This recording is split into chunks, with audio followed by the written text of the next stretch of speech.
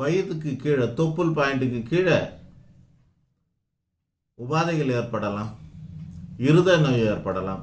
இந்த மாதிரி வயசுக்கு ஏற்ற மாதிரி, காலத்துக்கு ஏற்ற மாதிரி, மற்ற கிரகங்களுக்கு ஏற்ற மாதிரி தோஷங்கள் உண்டு.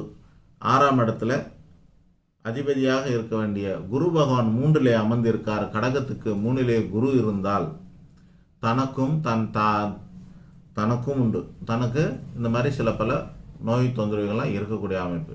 இளைய சகோதர தோஷம் ஏற்படக்கூடிய அமைப்பு. 50% இளைய சகோதர தோஷம் உண்டு. தம்பியோ தங்கச்சியோ இருந்தால் அவங்களுக்கு 50% தோஷம் உண்டாகும், 50% யோகம் உண்டாகும்.